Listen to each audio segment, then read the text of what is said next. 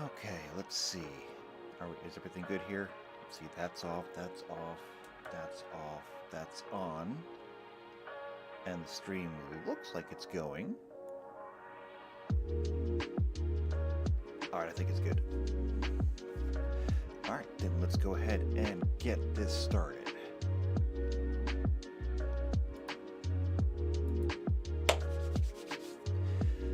Hello, Shadowcat back!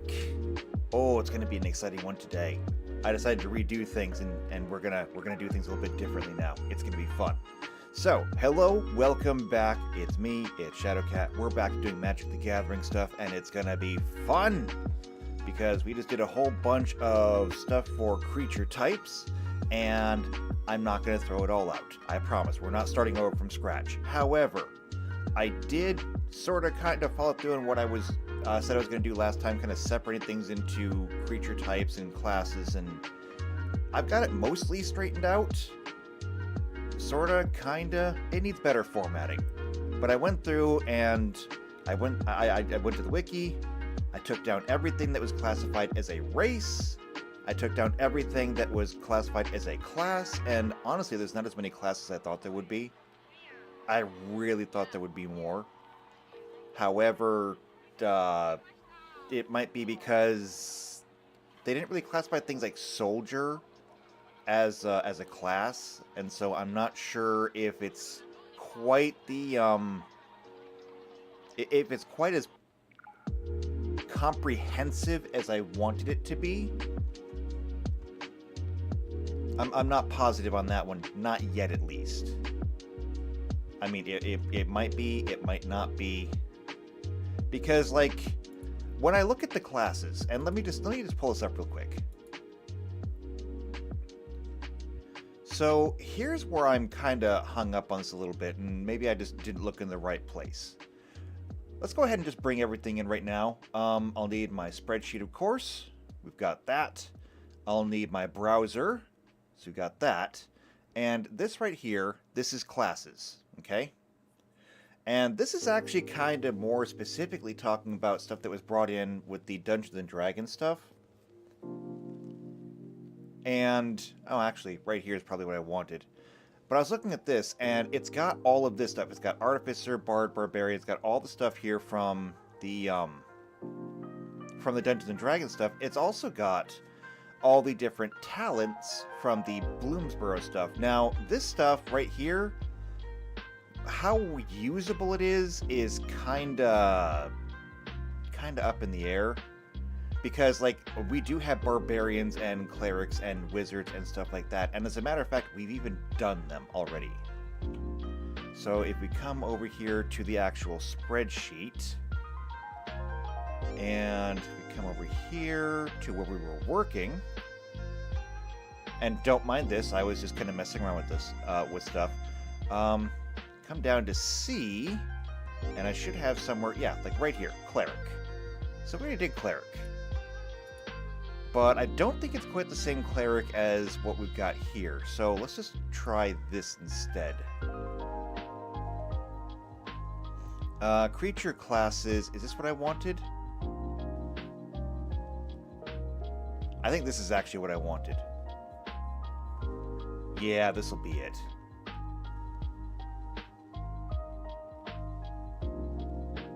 Because right down here, we should, if I go down to the S's, yeah, Scout, Soldier, Spell Shaper. Okay, yeah, this is the list that we wanted instead. So, let me just go ahead and make this into something that I can format.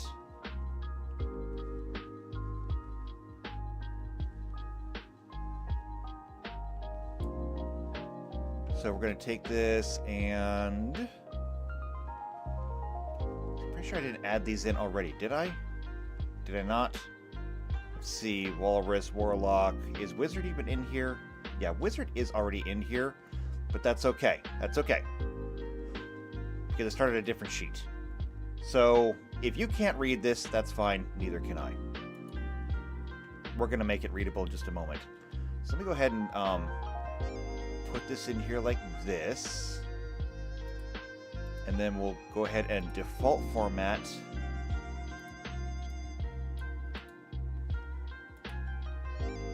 all 3 of those columns. We can get rid of these 2. They're gone. And we're going to keep this list. So we're going to have to go through these as well. We can get rid of this column. I don't need it. That moves everything in nicely. And good. We're good to go.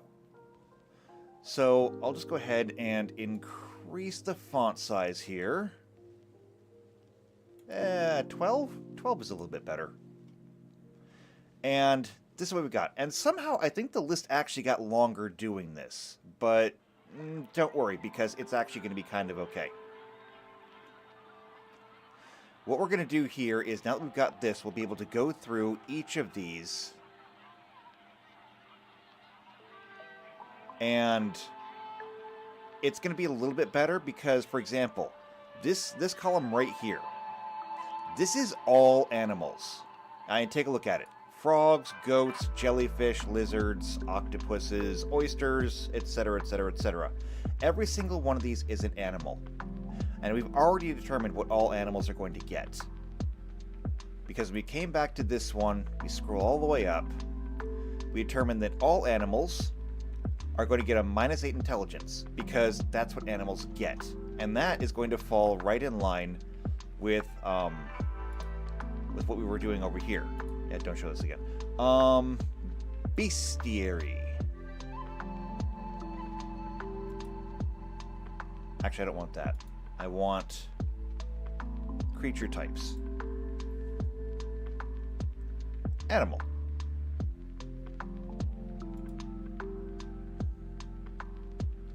And so here we go. This is all the stuff on animals. The intelligence score is usually 1 or 2. No creature with intelligence score of 3 or higher can be an animal. And so we already got that set. We give them an addition to their dexterity because, again, they're animals. If they're not strong enough to survive, they're not going to. And then additional wisdom because they run an instinct. Instinct is wisdom. And they don't have the intelligence to do otherwise. And charisma, well, I mean, most animals aren't really known for their charisma. They're known for being fluffy and cute. That's not exactly charisma. It's kind of charisma, but it's not exactly the same. So we're going to transfer a lot of this stuff over to the other list, which should be really easy, and then we can move on from there. So that's the goal today. We're going to move all this stuff over. Should be simple.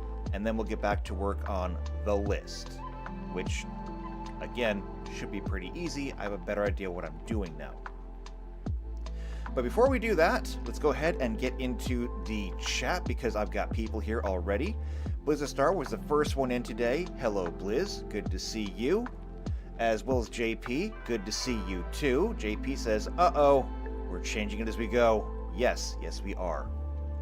Nothing is set in stone yet. Everything is subject to change, without notice.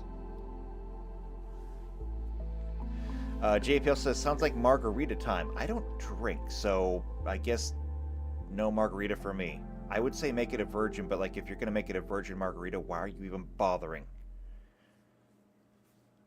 So how about this? You drink the margarita. I'm going to get back to spreadsheets.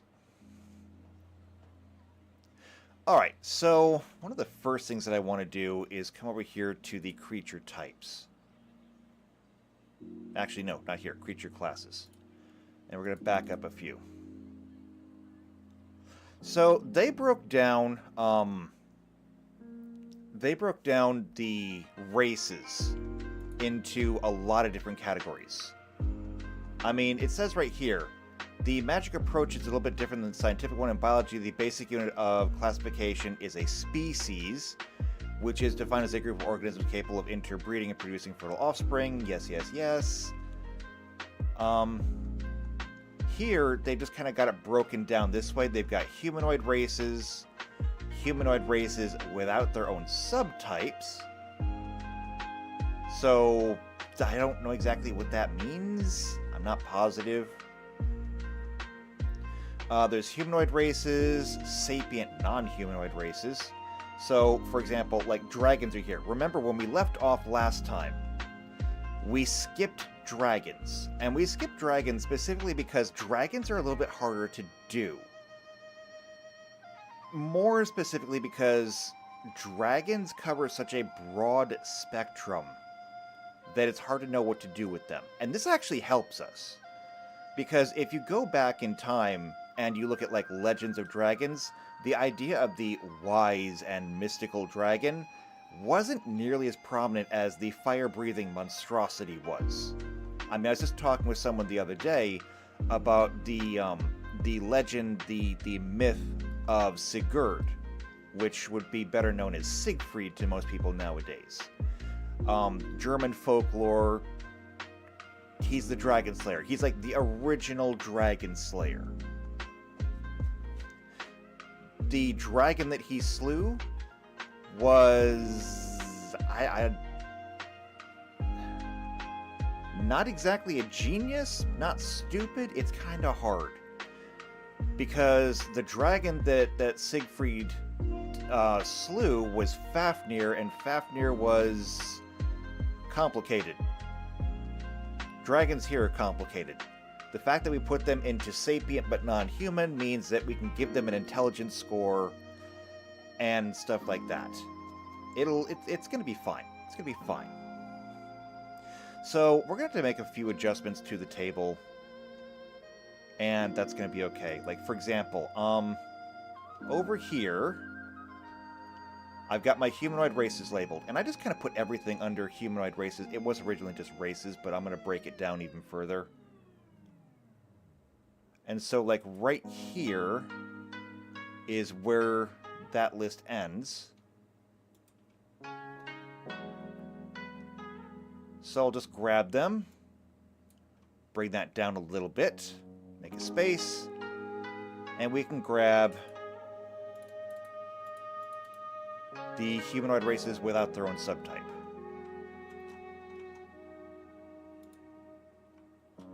And we're just going to paste that in there.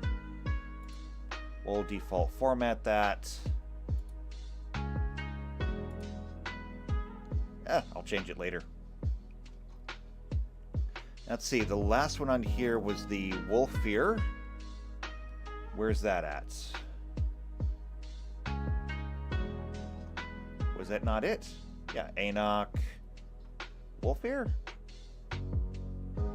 Orochi. Oh, there it is. Okay, so Aetherborn is the next one down.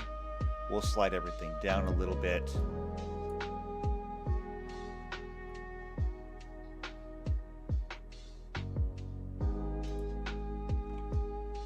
After that is going to be humanoid races in appearance only, because things like angels, archons, avatars, they might be humanoid. They are definitely not humans.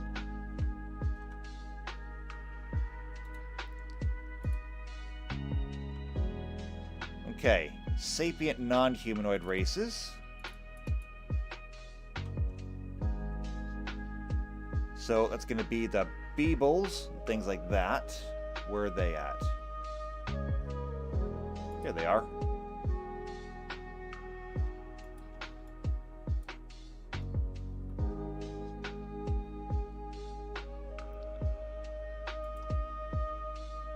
We can insert that there.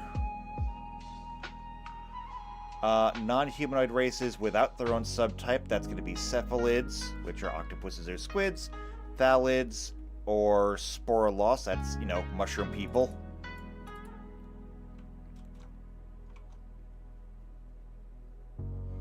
And where are they at? Spirit, Thalid, Trifo. Wait, I have Thalid on here twice? Do I?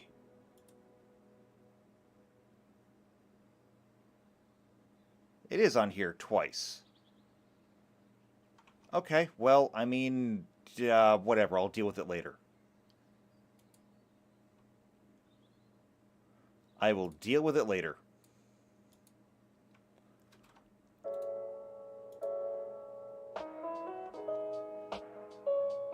Okay, and then there's these, then there's what they call crossbreeds.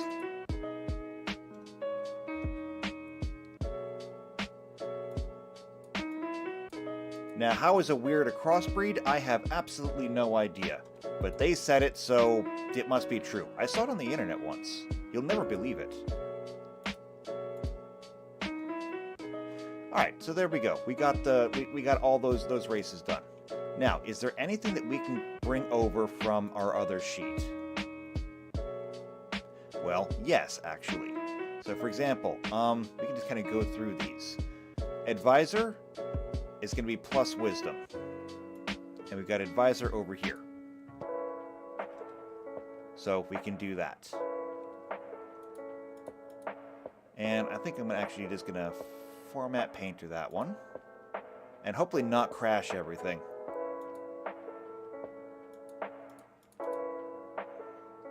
I think I might have just crashed the spreadsheet. I did. I crashed the spreadsheet. What is wrong with you, Open Office? You crash if I use the format painter. Okay, hold on a second.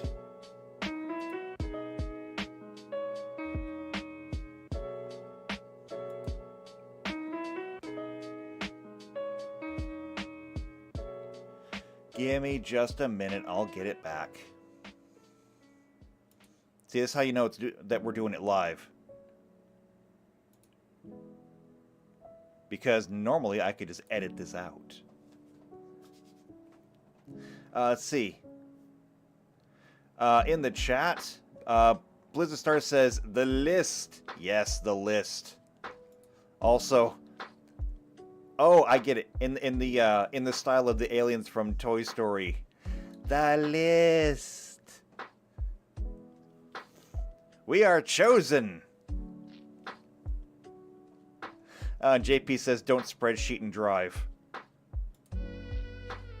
I mean, especially if they're going to be plastered all over your windshield. Then, you know, definitely don't spreadsheet and drive. Okay, so this should be back up now. How much did I lose?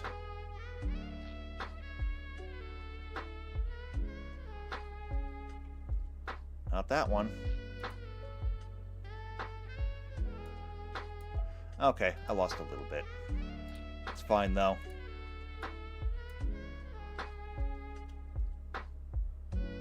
It's fine. I can fix this.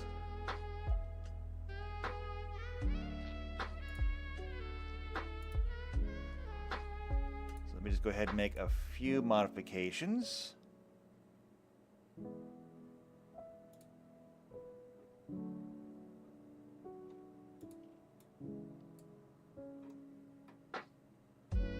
And we should be able to pick up where we left off.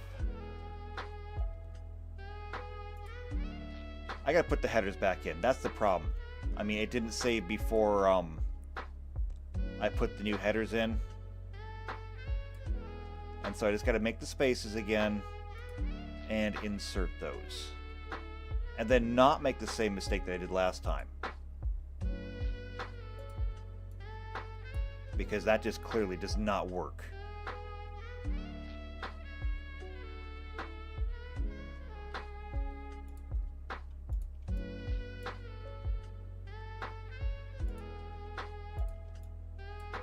Alright, so that takes care of those. We'll come back here. We got humanoid races. Humanoid races without their own subtype.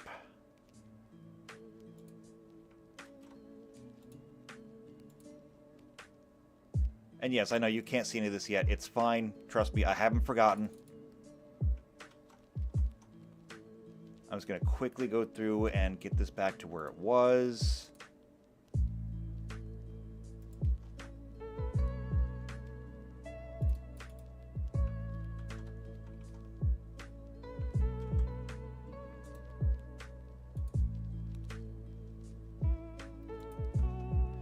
And now for non-human races without their own subtypes.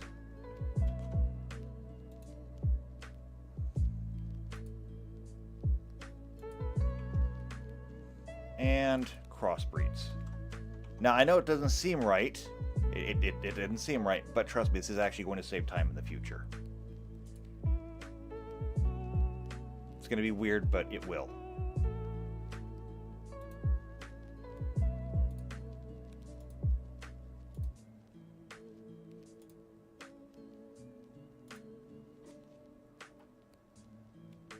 All right, now let's bring that back.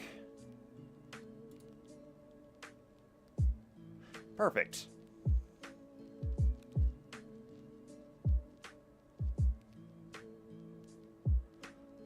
So now we can look and see what we're doing here. And we'll come back to this. So, again, starting up here with Advisor, we're going to transfer all of these over because everything should be findable now. So Advisor is the +2 in Wisdom, and we can just go ahead and paste that in. Aetherborn. We did those already. Now, where were they? Aetherborn was down here. So they're going to get that +2 Charisma. Anyone that's considered an ally gets a +2 Charisma just because they are an ally. And that's going to be over here, actually. That's going to be under these classes.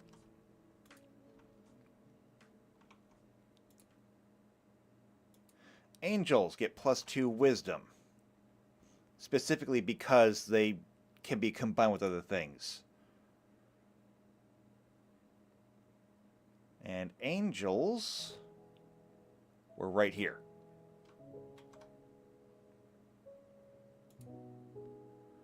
Next, Antelope. And here's where we're going to save ourselves a ton of time, because all animals are the same. And I have all of the animals listed in one big pile. I can simply select all of this.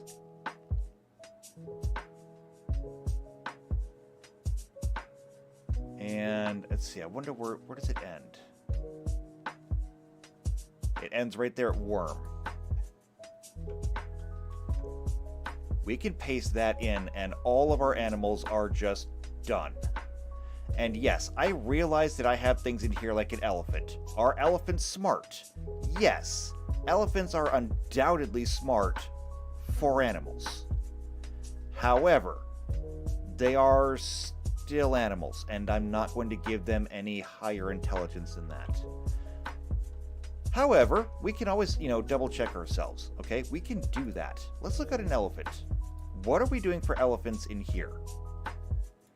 So we're going to go to the bestiary. We're going to look up E, E-L, it's E-L-E. Here we go, elephant. Do they give elephants an intelligence score? No, they do not. Elephants still only have an intelligence of 2. So we're still treating them like any other animal. Now, that is not to say that they are not smarter than the average animal. When we look at things like their feats, they got skill focuses, so that's good. They're also highly trainable. And so they can be used as mounts, they can be used as war mounts. There's lots of stuff you can do with them. But we're still regarding them as animals. So that takes care of that. We can skip anything now that has animal stats. So the ape, same thing. Archer, 4 dexterity. That is going to be over here.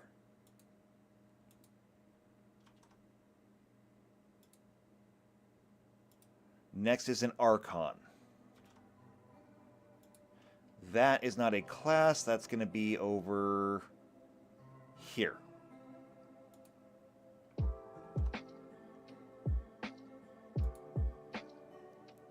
Armadillo is an animal. Army is special, and that's because an army is not a single creature. An army is a bunch of smaller creatures. So again, we're not defining that one right now. We can come back and define that one later. Where was that one? Is that one even in here?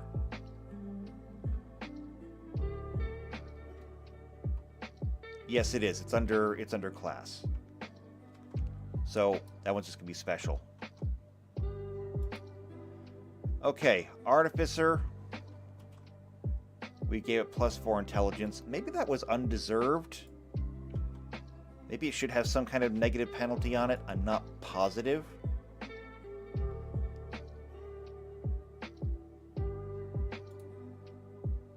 Let's see. Assassin.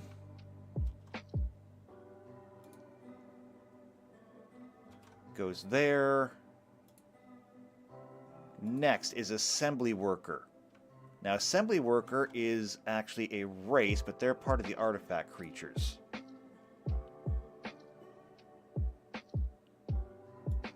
And honestly, I should probably have moved these guys down because these do get kind of a separation. Because we have different types of animals. If we come back here to the races, we've got not races, we've got animals, and then fantastical animals. Why they made those different, I'm not positive, but they did. Plants and fungi, other biologicals, and then artifact creatures. So, we've got that to work with.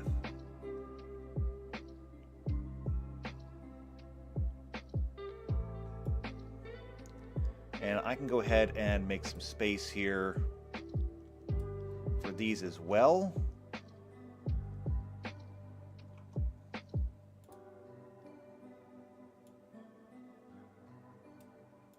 Now, there are actually rather a lot of artifact creatures.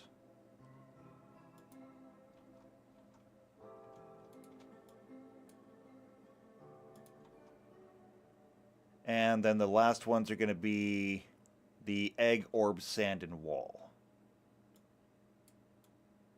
And I know that's below the screen. You can't see that. It's okay. I was just moving them down. The important part is assembly workers right here. And so we can paste that in.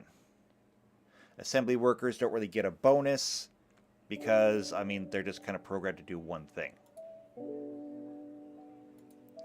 Okay, Atogs.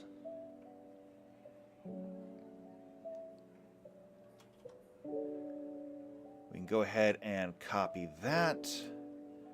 And the Atog is going to be right here. They're classified as an animal too. Which makes sense because they're kind of described as goblins. Aurochs are an animal. Avatars.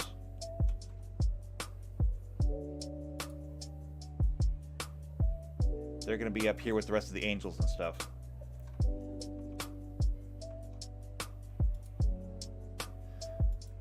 So, Azras. You can go ahead and grab that one. Where was the Azra? Up here with the rest of the humanoid races. So we got that one. Badger's an animal.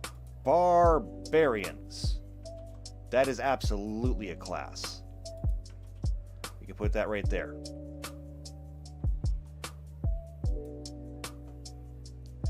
Same thing with the Bard. Copy it, paste it. And then the rest of these, there's a lot of animals. We can skip those. That takes us down to the Beebles. I remember those. Nope, this way. Beeble is right here.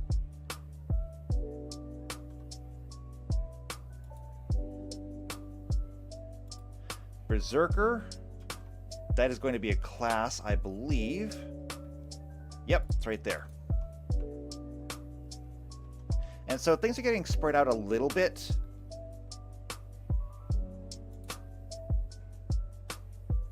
Bird we don't need. Same with the Blink Moth Boar. Bringer, though.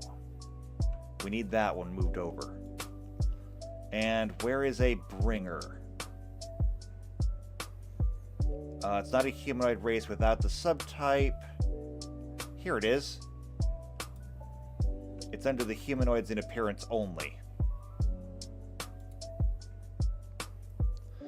The Brushwag through the Caribou are all animals. That brings us to the Carrier.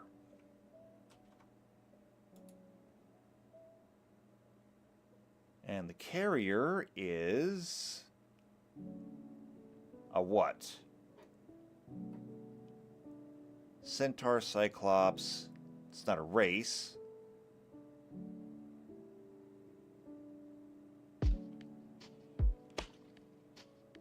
Where is it? Is it an artifact? No, it's not an artifact creature. I'm not sure where it fits in here.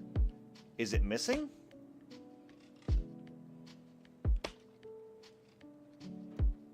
Is it classified as an animal? No, it's not classified as an animal.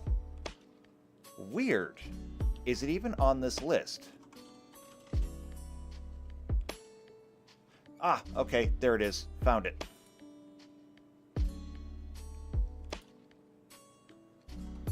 Kind of figured it was on here. Okay. Next up is a cat. We don't need that. Centaurs. We absolutely have centaurs. And centaurs are... I know I've seen them. Up here. They're with the humanoid races, even though they're half horse. So there, we got that.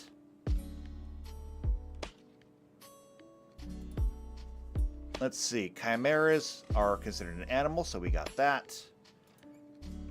Actually, chimeras are going to be down here under the crossbreeds. But technically, since they're not classified as an animal, maybe that actually makes them smarter than I give them credit for. I suppose that could be an issue. I'm not dealing with it right now, though. Citizens. Again, citizens do not have a bonus to anything. They're just kind of good at everything to represent the fact that they don't specialize.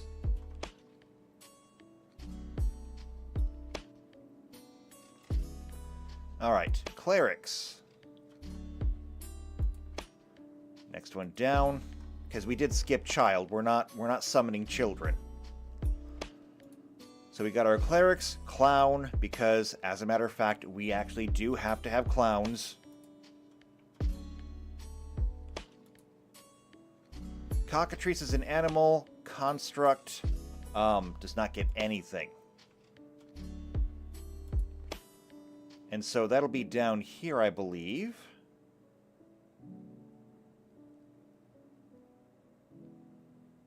Yeah, right here. Construct. And I just noticed that there's actually a chimera under the artifact creatures as well. It's right there. So, kind of like the Thalid. I'll have to make sure that this is in both places as well. Duplicates I can deal with later. Alright, a coward gets +2 dexterity. And that's it.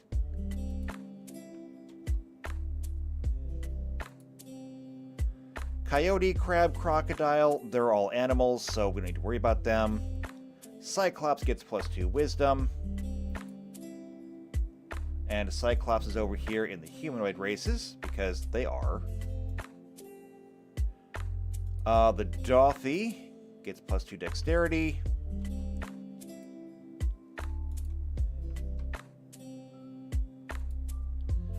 Then we've got the Demigod, which right now is just getting the +2 charisma, but that is subject to change. See, now that I've got something a little bit better to work with, and this is why I said this might actually help us a great deal, is because Demigod is going to be down here under humanoid races in appearance only. Now, why does this matter? This matters because... Let me go ahead and expand this. What we have up here with the humanoid races, and even the humanoid race without their own subtypes, these are like actual creatures, okay? We've got aliens, we've got apes, we've got... Actually, ape is here under humanoid races. That's that's complicated.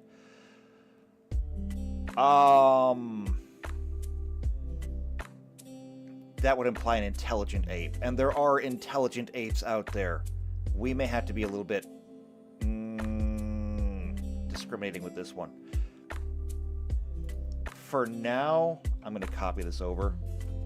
But that's kind of subject to change. But anyway, dwarves, elves, gnomes, goblins, all of these things are like actual creatures, okay? There is, and I don't mean this to sound the way that it sounds, but there's nothing special about them, okay? Humans, kobolds, satyrs, sith, yetis, all these, there's nothing special about these things. I mean, these are the kind of creatures that you will find in any bog standard campaign.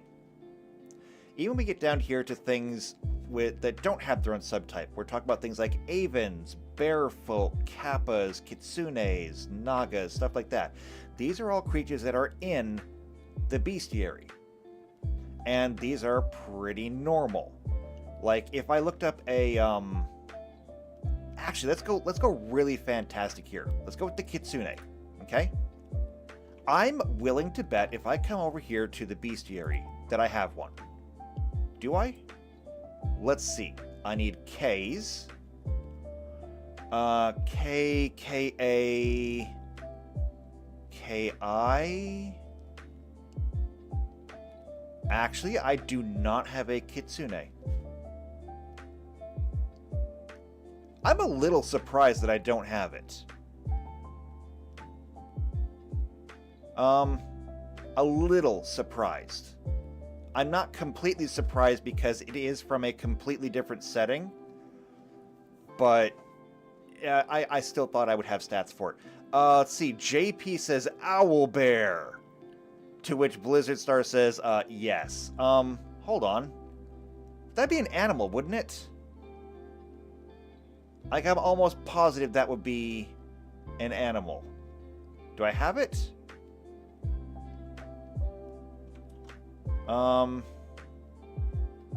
Actually, hold on. Before I go searching for it, down here I have the fantastic animals.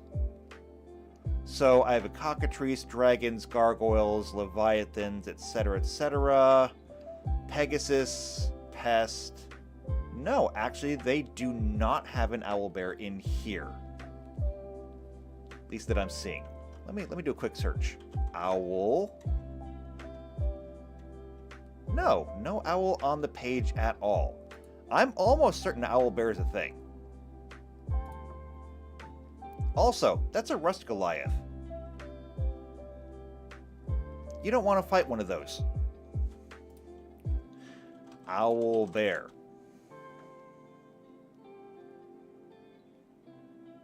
Okay, there is absolutely an owlbear. Let's take a look. So here's the owlbear in all of its glory. It is a creature bird bear, which is why it's not showing up. Because the creature type is already defined. Here's a bit of a problem, though, actually. It is a bird bear. Now, given that we're combining things, this would have to be one of those cases where I would need to step in as the GM, because it's a bear, and it's a bird. Which means it technically gets the advantage of both of these. That would be a combined minus 16 intelligence.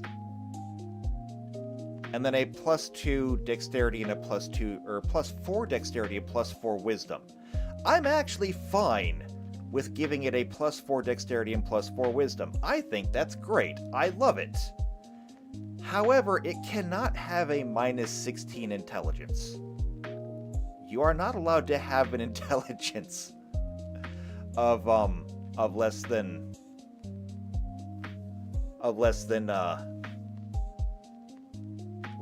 0. In fact, you're not even really allowed to have an intelligence of 0. If you have an intelligence of 0, you're in a coma. So maybe I have to change this to just say that it sets the intelligence to 2.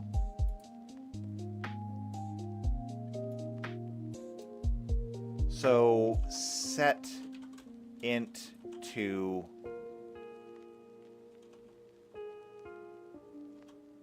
set int, and I'm going to say 2.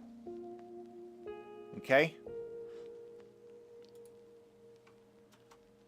And then we'll come all the way down here and just paste it in there. So there, now we got it. Now I can combine the bear and the bird to make an owl bear, because both of them say set intelligence to 2. Its intelligence is now 2. And everything else can double up. It's fine. Also, PC Unicorn is in the chat and says, does it call you Edward? Get out. Get out. Just go. Right now. Out. No. You don't get to do that. That is just wrong on so many levels. Okay. And by the way, if I check the bestiary, I'm almost certain that the owlbear has no... Let's see, orcs, owlbear. It's just an animal, right? Yes, intelligence of 2. So we are right in line with what Pathfinder wants us to be. So this is perfect. Alright, what else do we have to transfer over? Where did we leave off? Demigod. Now, again, as I was saying before I got distracted by owlbears, everything up here in these humanoid races, these need to follow rules. That means that for almost every single one of these races, they get either a +2 bonus to something, or they get a +2, and a -2. So, for example, our Azra up here just gets a base +2 intelligence, and that's fine. That's perfect. If I was going to look at the elves, elves are actually going to be like super easy, because elves, if I look here, I don't need this page right now. I can skip this. Let's come to races, and we look at an elf. We come down here to their racial statistics, and right here. Ability score modifiers. Elves are nimble, both in body and mind, but their form is fragile. They get a +2 dexterity, +2 intelligence, and a -2 to constitution, which is fine. I don't think I'm going to use that because, again, we're letting the toughness on the card set the constitution. And that's usually fine, because here's something that a lot of people misunderstand when they're making their characters, and I feel like this is a really good time to address this, because there's never a bad time to address it in general. A lot of people, when they look at this, they say, okay, elves have a high dexterity, a high intelligence, or a bonus to dexterity and intelligence, and a penalty to constitution. This means that elves have bad constitution, right? Wrong. Okay? When you roll the dice, in general, unless you're playing with like the original hardcore rules, you have a range for your stats. That is usually going to be 10 to 18. Okay, it's an 8-point spread. If you play by some of the newer rules using like the point array, it's generally more like a 10-point spread using -8 to 18. But in general, like going back to Dungeons & Dragons 3.5, they tend to skew away from having stats that are less than 10. Point being that you have an 8-point window here, 0 to 18. So what does this do? A lot of people say, well, this is great. It means that the elves are going to have fantastic dexterity. It means that they have a better dexterity on average. Because whereas a normal person is going to have a range from 10 to 18, elves have a different range. Because of that +2, that applies to both the high end of their rolls and the low end of their rolls. It means that instead of being 10 to 18, the elvish range is 12 to 20. So, does that mean that every elf is going to have a 20 in their stats? No, of course not. That would be silly. You can have many elves who will only have a 12 in their dexterity. Which is fine. It is the absolute lowest for an elf. However, that means that even your least nimble elf is still as nimble and as dexterous as some of your decently skilled humans. And the most skilled, the people that rolled like an 18 and then get the dexterity on top of it, they are better than the best humans. Period. Just by virtue of being an elf. The same thing is true for their constitution. We're taking the same spread, 10 to 18, and we're just shifting it 2 points down. Now, does that mean that you're going to have some elves that have a negative, words? I can use them. Does it mean that you'll have some elves who have a constitution score of 8, giving them a -1 penalty to their constitution? Yes. However, it also means that you're going to have some elves with a 16 in constitution. The highest you can roll for an elf. And 16 is nothing to scoff at. That is still a +3 bonus on hit points every level. It's a +3 bonus on your fortitude save. It ain't bad. So, looking at these, there's definitely bonuses here. In our case, though, because the Constitution is set by the toughness, and I can't really use that, I would have to lose one of these. Given that intelligence is not necessarily something that echoes are going to need, I would just go with the plain +2 dexterity. But this is what I was saying. We have rules that govern every single one of these real creatures.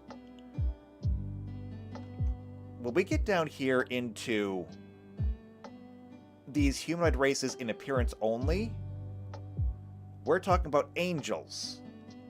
These are things that come from an outer plane. They are a literal higher form of life.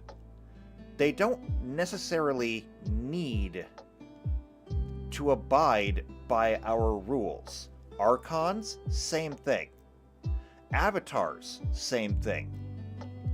This demigod down here, it is a demigod. It is literally God, but in human form. Which means, yes, Jesus Christ was a demigod. Don't like it? Write a different book. I mean, he became God again when he went back up to heaven. Look, I didn't make the Trinity. Point is, demigods do not need to be bound by the same rules, and we can actually change their stats to give them bonuses to everything if we wanted to. Why? Because they're gods bound in mortal form. The only thing that really changes for them is the fact that they can be killed now. In general, demigods have always retained all of their godly powers. Jesus might not be the greatest example of that, although he did make a mean chair. But if you want to look into mythology, the legend of Heracles, otherwise known as Hercules, once he passed all of his trials and he gained his divinity, he had all of the same strength, endurance, everything that a god had, with the only caveat being that he was flesh and blood, and he could be killed. However, he was, for all intents and purposes, still immortal. He still had godly endurance, godly protection. He was immune to disease, all of these things. There is no reason to limit ourselves when we make a demigod here, either. Especially since all demigods are probably going to be rare cards anyway that you wouldn't be able to get your hands on. So, we can come back and we can revisit that later. Demons, probably the same thing. Where would demons be? Oh, okay, I see them. They're down here under the sapient non-humans. And again, these things here can break the rules too. I don't see any reason why they couldn't. JP says not immune to Roman nails though. Well, okay. Jesus wasn't, but I'm sure Hercules was. And look, it's not my fault. Okay, I wasn't the one that was handing out powers that day.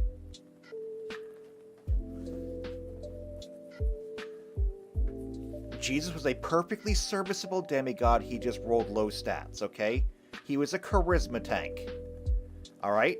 He had low strength, he had low dexterity, he had low constitution, but he had really high soft stats, okay? He had like 20 in intelligence and wisdom and charisma. I didn't build him. He's a skill monkey.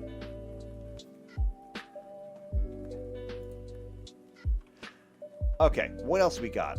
Demons, Deserter. We've got that one. We can copy that one in here too.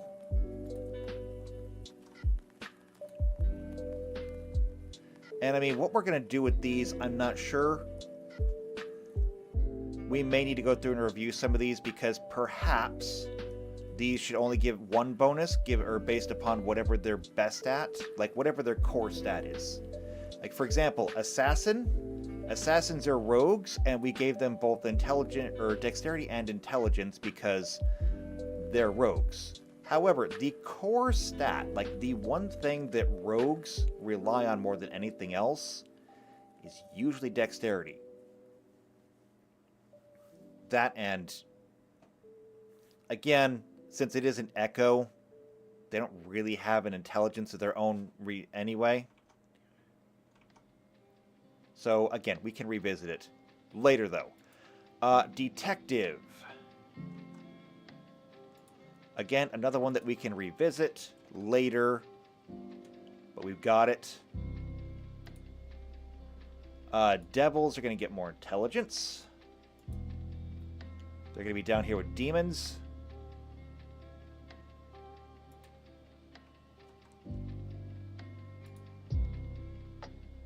Dinosaurs we've already got done. Djinns. Djinns have a bonus to all of their soft stats. And the interesting thing about that is normally that would be just kind of wrong. But because it is under the humanoid race in appearance only, we don't need to abide by any rules.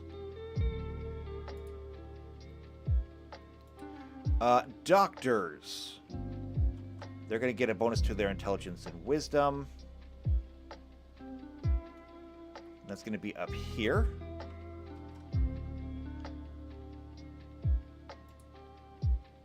Dog, we've already got.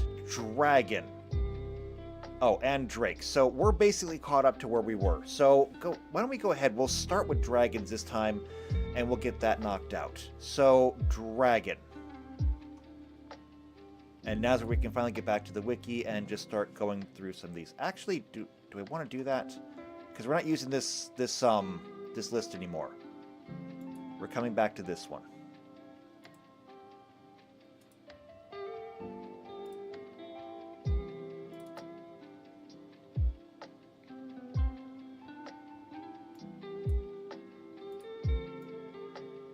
Actually, I'm going to go ahead and adjust some of these headers.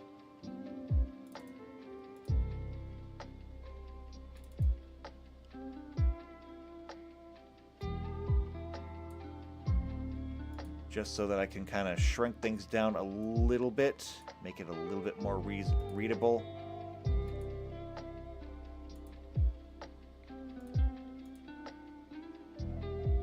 Let's see if I can use the format painter without completely crashing everything.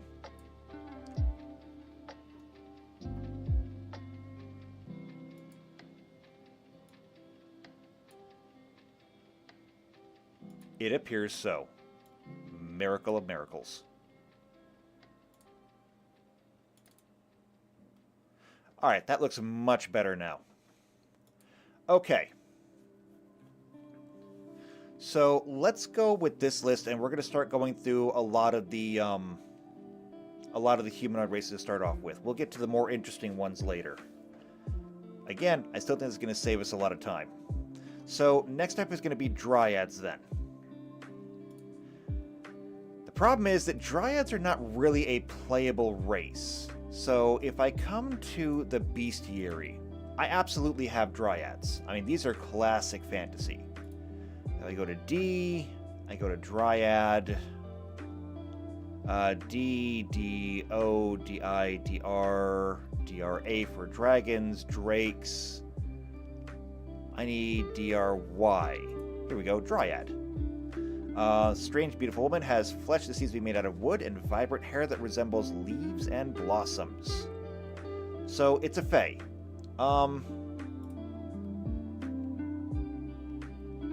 If we look at fae, what do they get? D6, hit dice,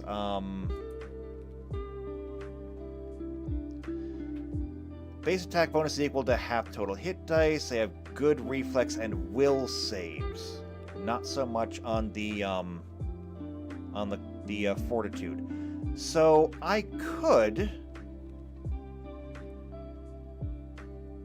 could take that as to understand that they have a bonus to dexterity, good reflex, bonus to wisdom, good will. Penalty, then, maybe. I mean, it's not explicitly a penalty, but penalty maybe to Constitution. But again, Constitution is set by toughness, so instead we pick one or the other. Does our dryad get good dexterity or good wisdom? Since it is a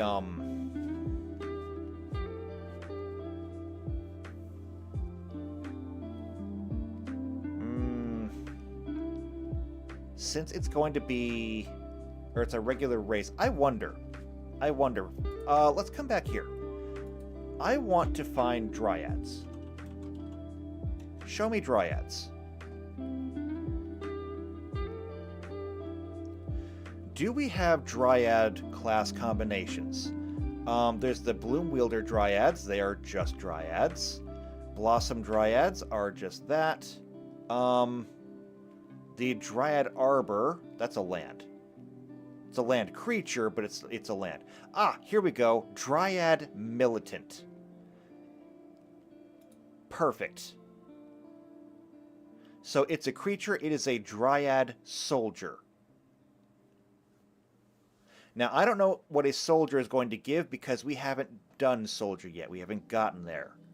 The most important things to a soldier would be its physical stats, obviously. You want them to be strong, fast, and tough. We already know that strength and constitution are handled by the card. Meaning that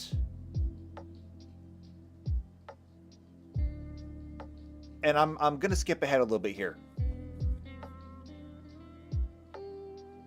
Soldiers, this is a hard one, because when we think about soldiers, let's think about this in like a real world context. Okay, let's say you want to join the army, join the Air Force, join the Navy, whatever it happens to be. The first thing that you do is you go to boot camp. Okay, and what do they do in boot camp? They're going to train you.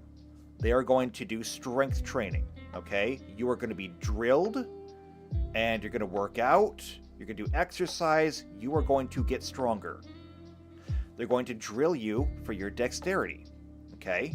You're going to run courses, you're going to run obstacles, you're going to fight, you're going to do all kinds of stuff that's going to train your dexterity. In the process of doing all of this, they're going to train your constitution.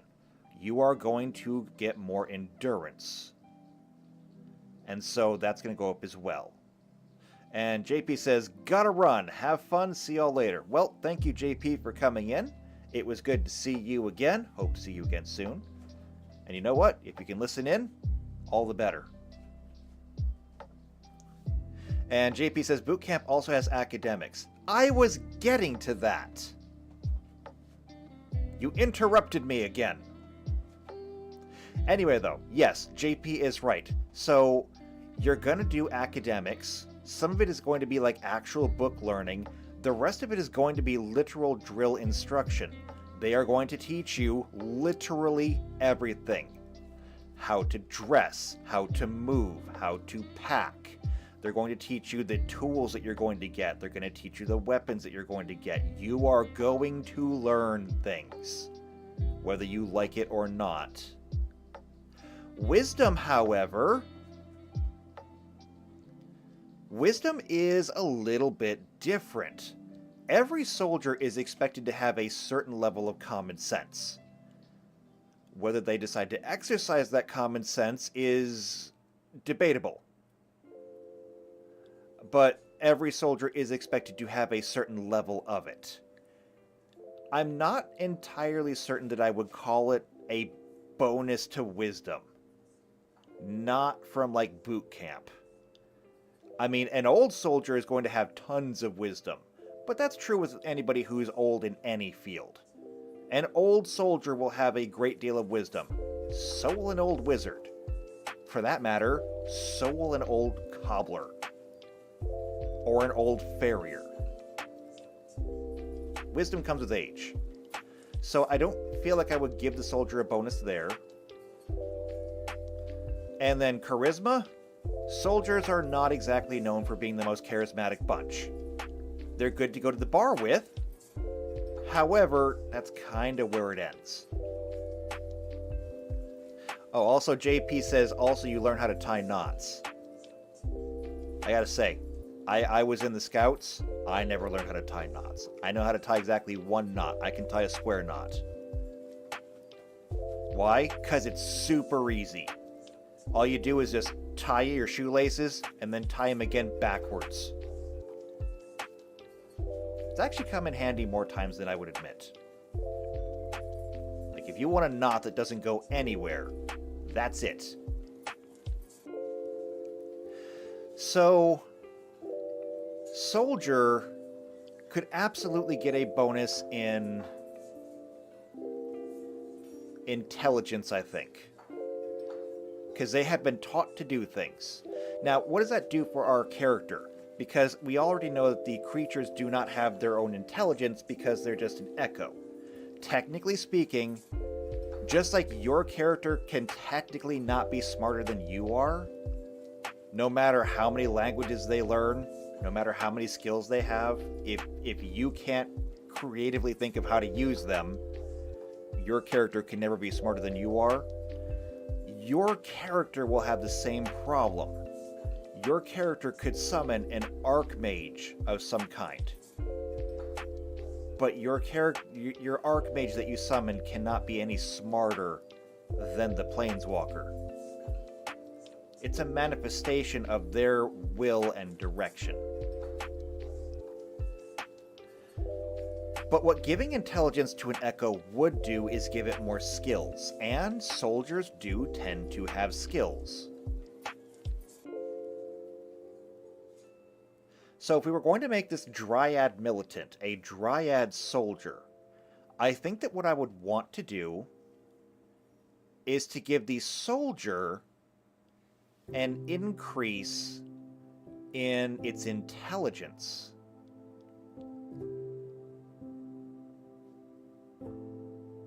Then again, hold on a second. So, actually, we can do more. We can do more for this. The way these racial traits do is we have to separate our ability scores. Okay? We got to separate our ability scores. And let me pull something up here. I want a character sheet. Here we go.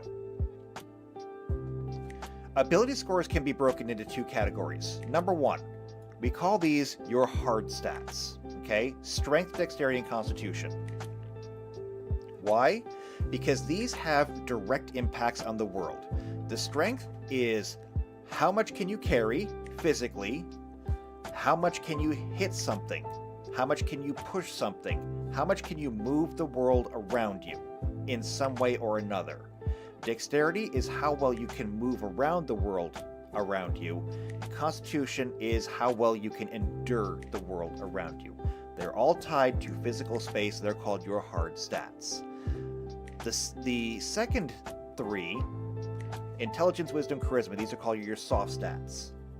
Intelligence is how much you know, wisdom is how well you can apply it, and charisma is how much you can affect the world around you without actually affecting the world around you. That is to say, without using your hands. Just by your very presence alone. When we look at all of these, the way this works is, generally speaking, every race is going to get a bonus to 1 hard stat, 1 soft stat, and then a penalty to any of them. So for the elves, they get +2 dexterity, +2 intelligence, that's hard and soft, and a -2 to their constitution. This is not unusual, though. If I look at, say, the dwarf. Okay, we already know what a dwarf is. We take a look at them. Dwarves get a bonus to their constitution, hard stat, a bonus to their wisdom, soft stat, and a minus to their charisma, also a soft stat. If I come over here to halflings, or hobbits, depending on what you want to call them, they get a bonus to their dexterity, hard stat, their charisma, soft stat, and a penalty to their strength. Since we're doing this, we could come down here, and I'm gonna skip around a little bit.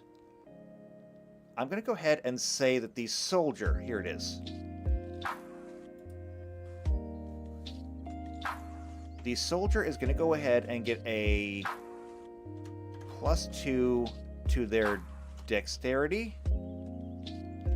They're gonna get a +2 to their intelligence. Oops. They're going to get a -2 to their charisma. They are soldiers. They are not generals. They're not lieutenants. They're just soldiers. Now, keeping that in mind, that is very balanced. It stays right within the rules. So when we look at the Dryad, what can we do for the Dryad? The only stat that we can increase over here is going to be their dexterity. So that's going to be a +2 dexterity. Now, we're going to want to have a soft stat. My immediate thought is going to be wisdom. Why? Because these are creatures of the wild. So I'm going to go ahead and say +2 wisdom. However, because they are creatures of the wild, I'm going to say -2 to intelligence. And we'll go ahead and leave their charisma alone. And I think that'll be good for those. And again, we can come back up and we can adjust the others later. That'll take us down to dwarves. And dwarves... Ooh, this one's going to be a bit hard. Because again, I don't want to touch their constitution. So here's what we can do. Because we're looking at dwarves... well, we were looking at dwarves over here. So we got dwarves. And the dwarves get a +2 constitution, +2 wisdom, -2 charisma. Okay, so we can't do the constitution. That's set for us by the card. So we nix that. That leaves us with a +2 wisdom. Since we can't have a 0 bonus, they have to have a bonus of some kind. Since we nix that, we'll nix the charisma penalty, which will just give them a +2 wisdom. Super simple. Right in line with what we're doing. That's going to bring us to the elf. Now, elf, same thing. We were just looking at it. Elves got a +2 dex, a +2 intelligence, and a -2 to their constitution. Since we can't touch the constitution, we have to nix one of the benefits. We'll nix the intelligence, keep the dexterity, and they're just going to get the same thing as the Dothy up here. A +2 dexterity. Now, fairies. Fairies are also going to be a fae. And when it comes to fairies, do I have anything for a fairy?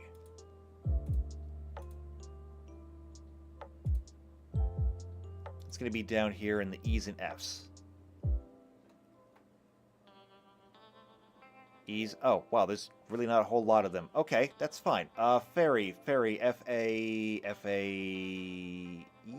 Oh, here we go, fairy. There's only one fairy. It's a fairy seer. And it's a Fae, just like the other ones. So again, Faes have good reflex and good will saves. That's going to be dexterity and wisdom. They don't have great constitution.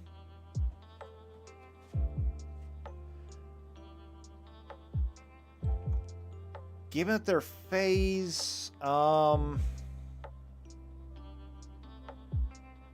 I kind of feel like I can just reuse the Dryad, to be honest.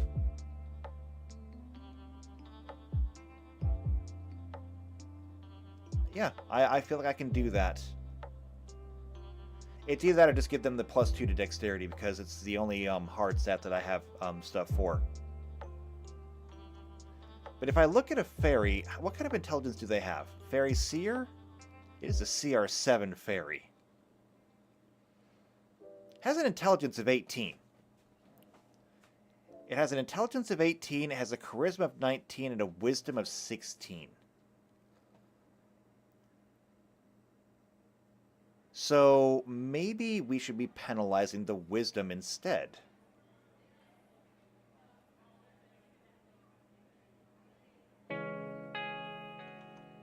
So here's what I think we'll do for the fairy. We're going to go ahead and we're going to give it a +2 dexterity because it's the only one that we have.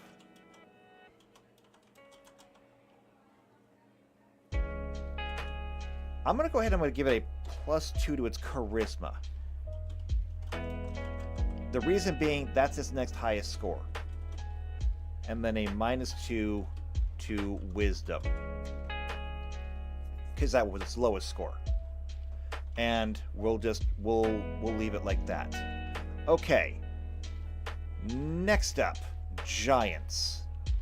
And I don't really have giant in here as a race. Oh hey, there's the kitsune. It's not in the it's not in the bestiary, it's an actual race. I guess they're treating them more like humanoid foxes than just foxes. But what did they get anyway? They are medium creatures, they have no bonuses. Okay, here we go. Kitsune. They get a +2 dexterity, +2 charisma, -2 to strength.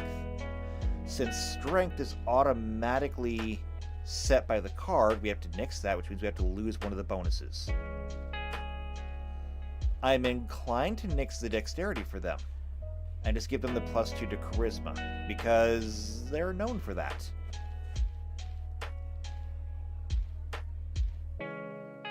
Yeah, I can do that. So, Kitsune, where was that? That was humanoid races? No. Where was it? Actually, the further down here I go, the less I have to obey the rules. Where was it? Oh, wait, no, was it over here? Hydras.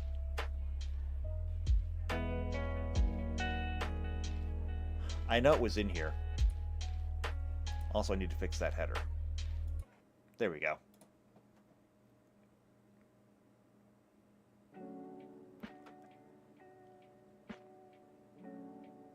Alright, now I can't find it. That's alright, I have a search function. Kitsune. Okay, there we go. Found it. It's in here with the humanoid races without their own subtype, which means that we're still above the in appearance only, which means that we still have to play by the rules. And that means that it's either going to get additional dexterity or additional charisma.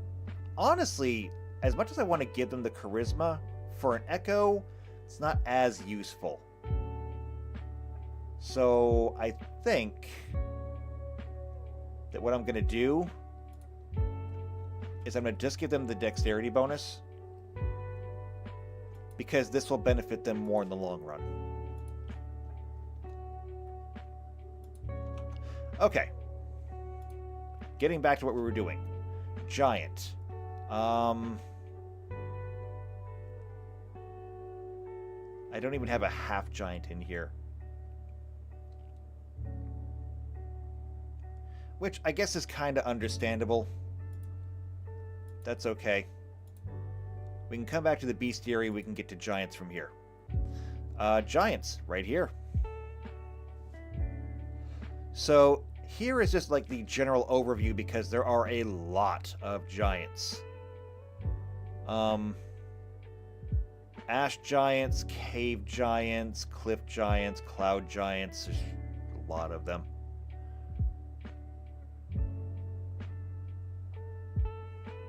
The fact is that they're all regarded as being humanoids.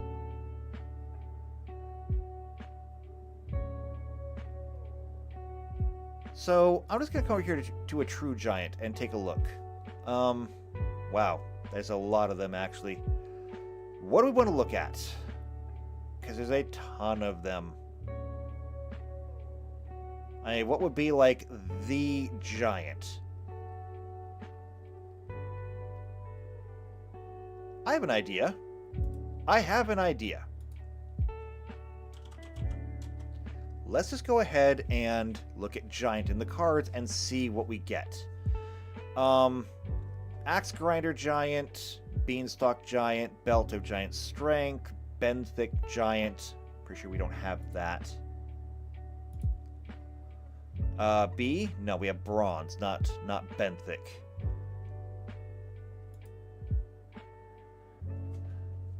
Musician. PC Unicorn says musician giants.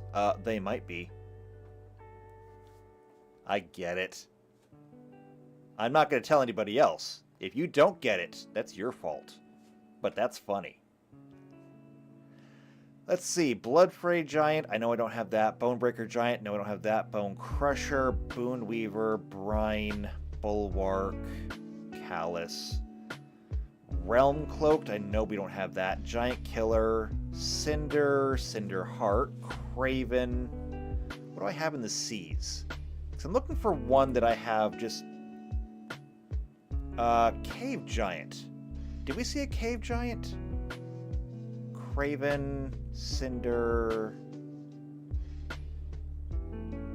No, we did not have a Cave Giant.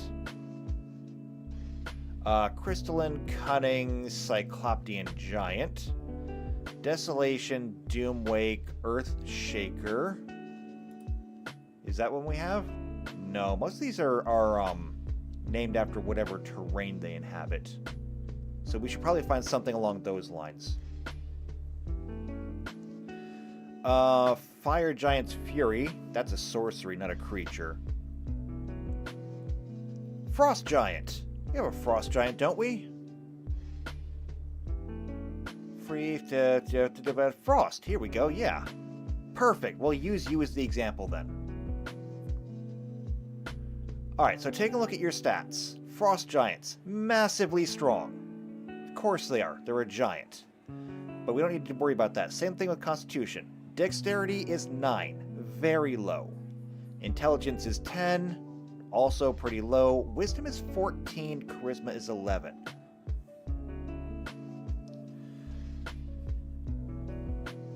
So if we had to give...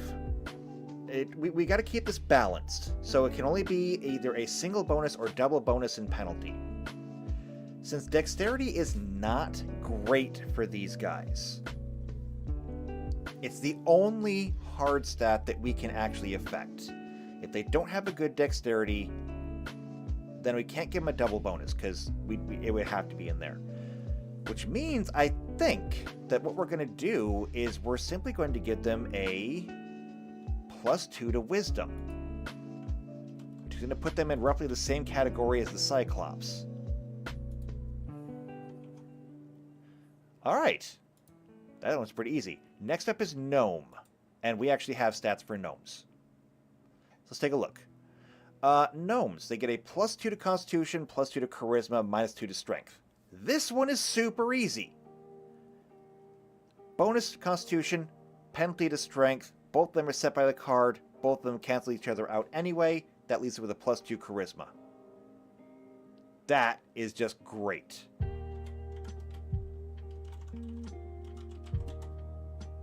Okay, Goblin. I actually have stats for those two as well.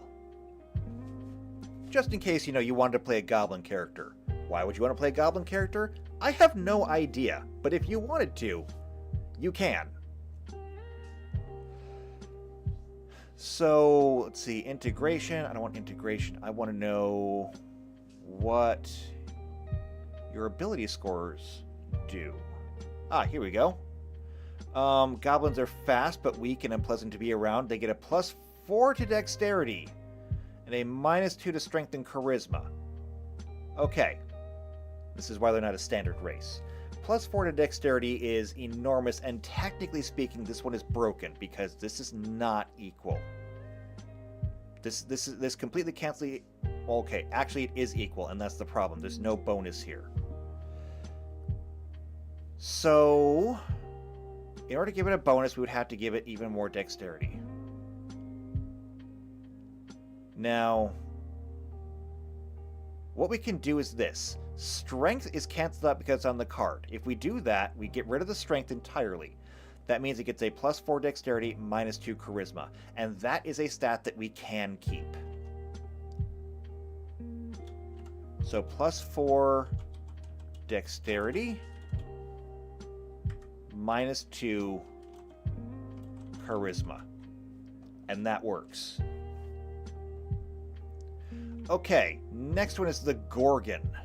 That is a straight-up monster.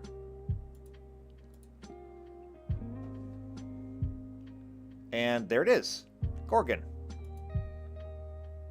Okay, a bull-like creature seems to be made of interlocking metallic plates. I feel like we're not talking about the same Gorgon here, because this is under humanoid races, so we gotta be talking about Medusa. That kind of Gorgon. Don't really have that, though. So we may have to... At least that's what I think. How about this? Why don't we come here and see what this has to say? Because if it's under humanoid races, it has to be the Medusa character. Artisan Gorgon. That's a zombie Gorgon. Let's see, that's an enchantment aura, enchantment case. That's a sorcery, an instant, an artifact. Are there any actual creatures in here? Here we go, a Gorgon Recluse. And yeah, right there. That's just the Medusa. Tough call. Tough call. So the thing about Medusa, if you go into the actual legend of Medusa, is that Medusa was a very smart, very wise, but very vain character. She envied the attention that other people got, wanted the attention on herself, and tried desperately to get that attention. And when she tried to take the attention off of the gods and onto herself, in a way almost placing herself above the gods cursed her. They turned her hair into snakes and made it so that anybody that she looked at would turn to stone, and so nobody would look at her. As such, I think we're going to go ahead, we're going to penalize the whole charisma thing because, let's face it, nobody wants to even look at you. For whatever reason. Other than that, though, Medusa was not particularly a standout character in any way. Which means that dexterity? Not really.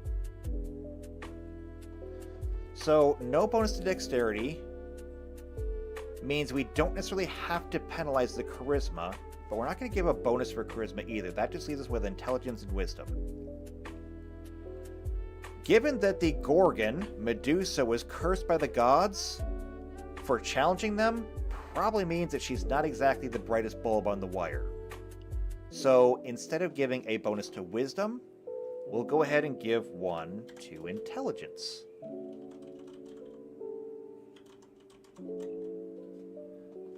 And there we go. Perfect. Alright, next up is a hag. And we've got a bunch of them.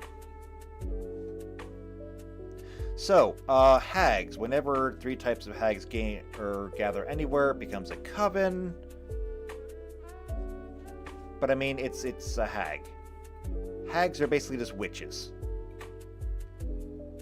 with the most famous, of course, being the Night Hag. Grisly fetishes and rags of once fine clothing hang off the corpse-thin frame of this horrifying sharp-fanged crone. Okay, so being that they are witches, they have a high intelligence. Also a surprisingly high dexterity. Not so much the charisma, and I think we can use that. So, +2 dexterity, +2 intelligence.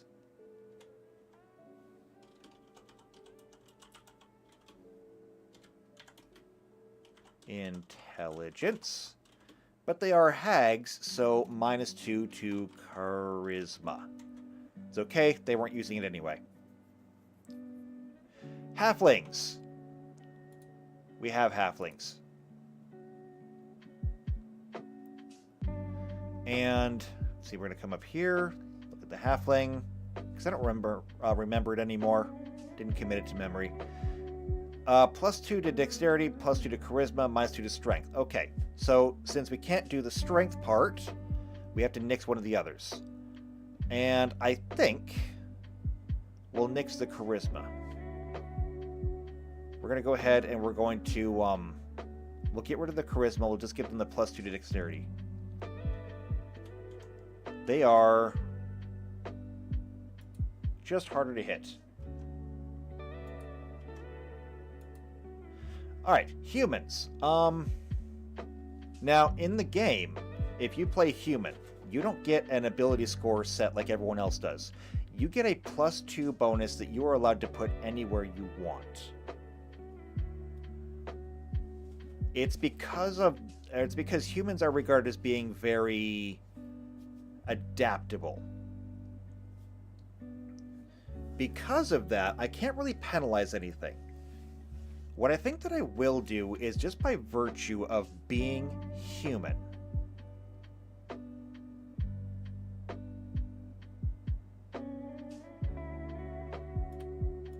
Nope, actually, I'm not going to do that. I was going to give them a bonus to intelligence, but there's lots of other races that get bonuses to intelligence because they're just plain smarter than humans. Usually because they're longer lived. Like elves. I'm going to do this. It's going to be +2 to any, just like it says in the book.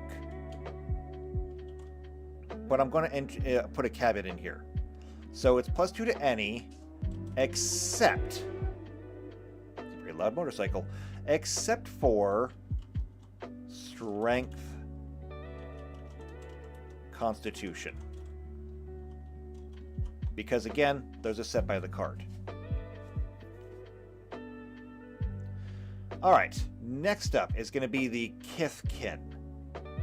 I don't actually know what that is, so let's take a look. PC Unicorn says -1 to creativity. Now that is not fair. That is not fair. Playing human does not make you uncreative. Playing a human fighter does not make you uncreative. If you do nothing with it, is what makes you uncreative. I mean, here's the thing about that. And I'm gonna detour here for just a minute, because I do want to talk about this. Because it is actually a very, very long-running joke that the human fighter is the go-to choice for people who have no idea what to do in the game. And I want to kind of debunk this, especially in Pathfinder. When you go and you look at humans, humans have like the most basic sheet ever. Ability score modifier, you get a +2 racial bonus to any one ability of your choice. So you can pick. They're a medium creature, they have a base speed of 30 feet, they begin speaking common only. They don't have their own language, just common. And what do you get? You get a bonus feat, because humans learn lots of different things. And you get an additional skill rank at the first level and 1 additional rank whenever they gain a level. It should say you gain an additional skill point, I think, but the point is that if you, whatever race you're playing, or whatever class you're playing, let's say you're a barbarian, you only get like 2, and then whatever your intelligence modifier is, if you're playing human, you get an extra. However, and this is where it gets really interesting for humans in Pathfinder, we have alternate racial traits. Let's take a look at these together just really quick, because there's a lot of them. So every single one of these is going to replace either the bonus feat or the skilled. So adoptive parentage. Humans are sometimes orphaned, adopted by other race. Choose one humanoid race with the human subtype. You start play with that race's languages and gain their race's weapon familiarity racial trait, if any. If it does not have weapon familiarity, you either gain skill focus or weapon focus as a bonus feat that is appropriate for that race instead. And this replaces their bonus feat trait. So you're still going to get a feat, it's just going to be chosen for you. And you also get a bonus language out of it. We'll pick a different one. Draconic heritage, because why not? Actually, no, that adds some racial points to your character. We're going to skip that one. We'll do dual talent instead. Some humans are uniquely skilled at maximizing their natural gifts. They pick 2 ability scores and gain a +2 racial bonus in each one of those scores. This replaces the +2 to any one. It also replaces both their bonus feat and their skilled traits. So you're going to lose both of your traits, but you'll get a +2 in 2 scores instead. Scroll down. Heart of the Sea. Humans born near the sea are always drawn to it. They get a +2 racial bonus on profession sailor and swim checks. And they are always class skills, even if it's not for your class.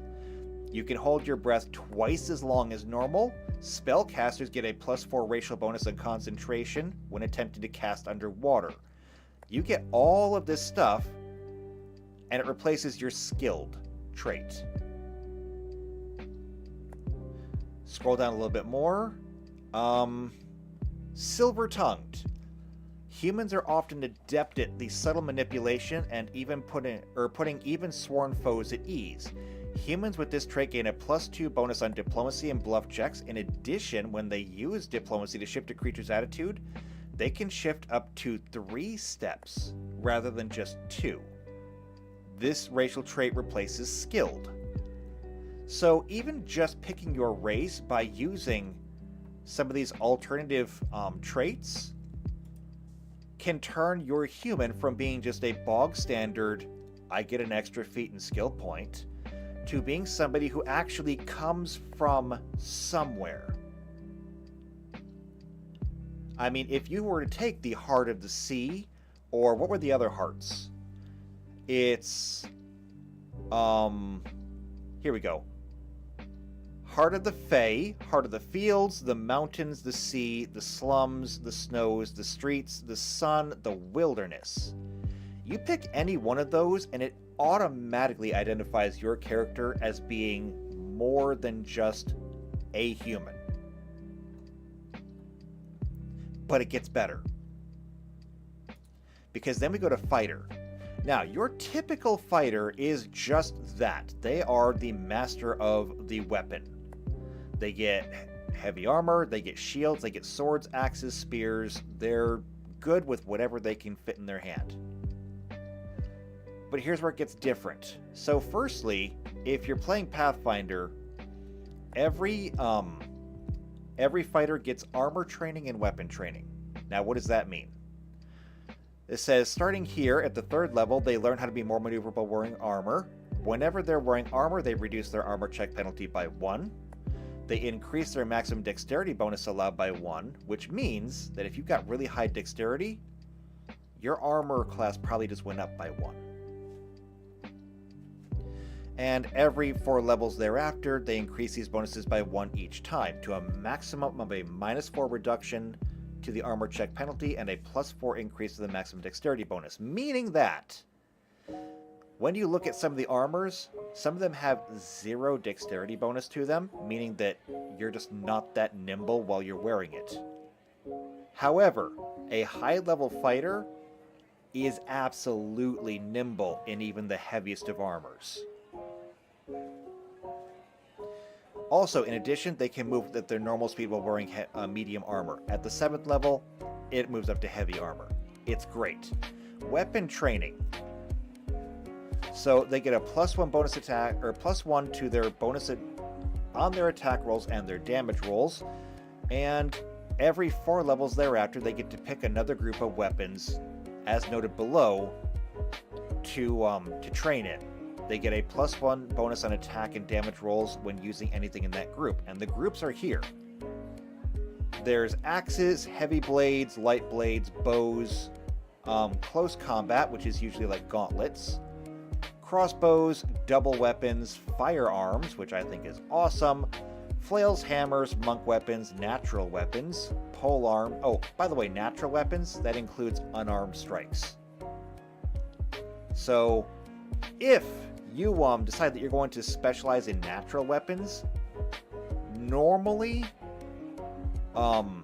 punches and kicks only do subdual damage, and you can render somebody unconscious, but you don't generally kill them. If you decide to specialize in natural, yeah, you can make your punches lethal. Polearms, siege weapons, yes, you can specialize in siege weapons if you can bring a ballista with you. Just, I guess, put a rope on it and drag it behind you. Spears, thrown weapons, and tribal weapons. You do that, and everything inside of that category you get bonuses with. That automatically gives you a lot of variation, but then we can come down to the very bottom, which is where we get into archetypes. Now, archetypes let you trade out certain skills and abilities for others. One of the ones that I like the most is the archer. Why? Why do I like the archer the most? Because most people, when they think Dungeons & Dragons or Pathfinder, they think of a bow, they think of a ranger. And that's a good one, because rangers absolutely are like the poster child for the bow.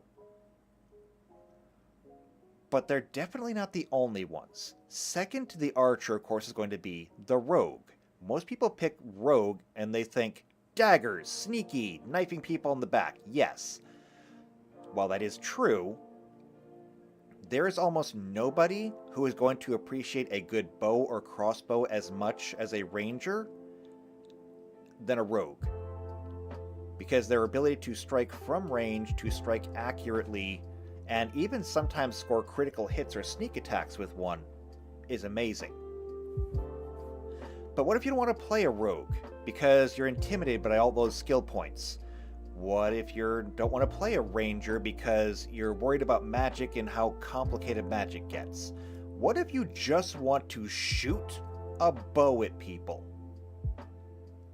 I have had people say this to me. It's like, what if you just want to shoot a bow? Archer. If you choose to play an archer, which is a fighter archetype, you are going to lose your bravery, your armor training, and your weapon training, as well as your masteries in those, okay? It's gone. So you lose all of that stuff. What do you gain for it? Well, instead of bravery, you get Hawkeye. At the 2nd level, you get a +1 bonus on perception checks, and the range increment for any bow that you're using increases by 5 feet. So if you've got a bow that shoots 100 feet, now it's 105, and it increases by 1, or it increases to a +1 and 5 additional feet for every 4 levels. Beyond the seconds, that's going to be 2, 6, 10, 14, 18. So by level 18, that's going to be an additional +5 and an additional 25 feet on your bow, which is great. Instead of getting armor training, you're going to get trick shot. So at the 3rd level, you get to choose any of the following maneuvers That's disarm, feint, or sunder, and you can perform those combat maneuvers at a range of 30 feet with your bow. Now, you take a penalty of -4 when you do it, but you can literally disarm people with a bow. You can shoot the sword out of their hands. Oh, and it gets better, because at the 11th level, you can also choose from the following combat maneuvers: bull rush, grapple, and trip. If you grapple somebody, they can break the arrow by destroying it. It's not exactly too hard, or escape from it, but the point is that you can pin people to walls. Or, if it's a bull rush, you can literally shoot them and knock them backwards. Now, if all you care about is just playing with a bow, there's your stuff. At level 5, you get Expert Archer. That gives you a +1 bonus on damage rolls and attack rolls with bows. Which, by the way, we were already getting that with Hawkeye. So, with Hawkeye... Oh no, that's just a perception check. Never mind, ignore that. Hawkeye is a +1 bonus on perception. Expert Archer is on your attack rolls. So that'll be fine. However, this increases by 1 for every 4 levels beyond the 5th. So it's going to be 5, 9, 13, 17. So it's a +4 in the end, I think. Safe Shot. At the 9th level, you do not provoke attacks of opportunity when making range attacks with a bow. So normally, if you tried that and somebody was standing next to you, they'd get a shot at you. Not if you have Safe Shot. Evasion gives you a +2 dodge bonus against ranged attacks, which is awesome. And then at the 17th level, high level, I know, you get Volley. As a full round action, you can make a single bow attack at the highest base attack bonus against any number of creatures in a 15-foot radius. That is 6 squares across in a circle. You make a separate attack and damage roll for each creature, but you get to target each one of them. Also, ranged defense. And here's the thing where every single monk player in the game is calling bullshit. At the 19th level, the archer gains a damage reduction of 5 against ranged attacks in general, not just arrows. If somebody has a flintlock pistol or a crossbow, it's a damage reduction of 5. In addition, as an immediate action, an archer with ranged defense can catch an arrow fired at them and shoot it back at any target he chooses as if they have the snatch arrow's feet. Yes, they can do that. Literally return to sender. So, you have a player that comes in and says that I want to play a human fighter. Somebody else at the table groans and says, "Oh my god, I can't believe you're doing that." But then you can sit down with them and say, "Okay, what is it you want to do though? And let's build a very identifiable character." And this is just the archer archetype. It's one of my favorites. But there's a bunch of them. There's so many. And this is just the official ones. You get into the third parties, there's even more. So, -1 to creativity, only if you don't do anything with it. And you can still play as a regular fighter as long as you can role-play it effectively. We should be nicer to the human fighters. Alright, so, tirade over. We're getting back to the module. We still got about 15 minutes left or so. So let's get back to the Kithkin and find out what the hell these things are. Kithkin are a quick and agile race of small humanoids, mostly associated with white mana. The first card to bear the creature type was the Amru Kithkin in Legends. They are humanoid or elf-like creatures that are predominantly associated with white mana. Yes. They value community, simplicity, and forthrightness. They're quick and agile, highly cooperative in battle. What I'm getting here, and I don't want to go through all the history, is that it says they are humanoid or elf-like creatures, but it also says they are small humanoids. So, I'm picturing them being a little bit like goblins, but like elfy goblins. They're basically just short elves. And that's fine, because we already did elves. And that just means that we're going to give them a bonus to dexterity.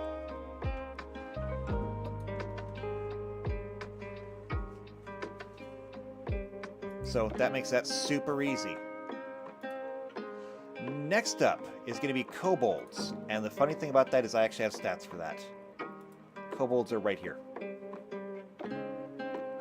They're weak, craven, and seethe with festering resentment for the rest of the world, especially members of races that seem stronger, smarter, or superior to them in any way. They proudly claim kinship to dragons, but beneath all the bluster, the comparison to their glorious cousin leaves kobolds with a profound sense of inadequacy. They think they're people. But let's take a look at them. Standard ability modifiers, +2 dexterity, -4 strength, -2 constitution. Which is, like, hugely penalizing for them.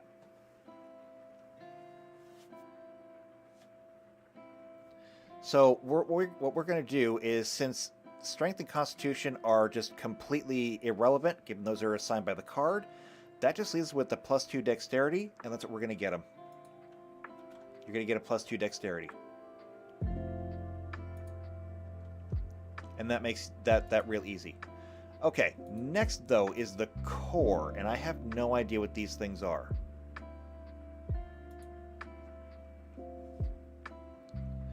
Alright, what is a core? Core is a creature type describing a human-like race with blue, gray, or white skin. Core of Wrath, and therefore Dominaria, which is kind of the equivalent of Earth as I understand it. Earth, Faerun, you know, your general Earth-like setting. They originate, though, from Zendikar, although this contradicts with earlier canon, which claimed the Methrin origin. Although the core for the first time appeared in the Tempest block, the subtype wasn't introduced until Time Spiral. So they are similar to humans in appearance, but with skin tones and hair color in hues of white, gray, and blue. They have small barbels hanging from their chin that function as sensory organs. They mature at the same rate as humans. They live about as long as humans. It is unknown whether core, like elves, can interbreed with humans. So, what I'm getting here is that they're basically just humans.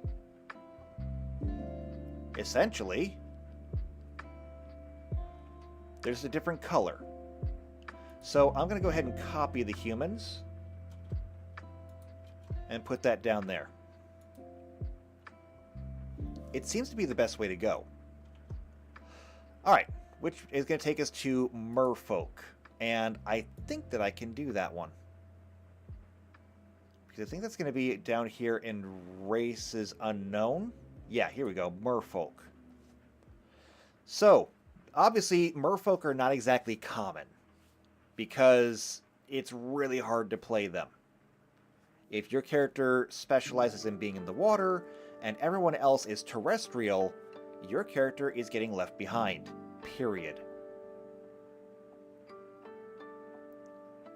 Especially since, as it points out here, they have the upper bodies of graceful humanoid with fine delicate features. And they have the lower body of a great fish with a long tail that ends in a powerful fin. They're mermaids. Because of that, they get the following ability score modifiers according to this. That is a bonus to Dexterity, Constitution, and Charisma. Well, Constitution is out. Can't do it. Which means that something else has to go.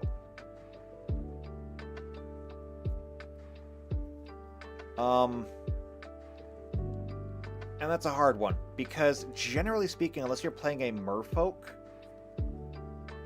summoning one of these things is not going to be to your benefit. means that we're probably going to have to nix the dexterity.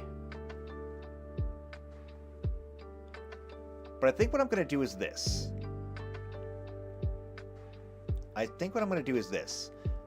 going to...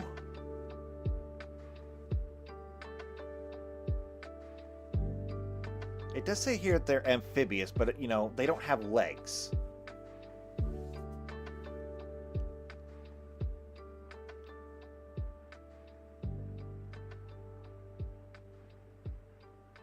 I think what I'm going to do is this. I'm going to go ahead and call them aquatic. Because if they don't have legs, even if they are technically amphibious and they can breathe air, they can't function on land. It says even right here, base speed is slow. They have a base speed of 5 feet and a swim speed of 50 feet. So we're going to do that, okay? Just like we have a speed for the centaur up there of 50 feet, for these, for the merfolk, we're going to say speed is going to be 5 feet. Swim 50 feet.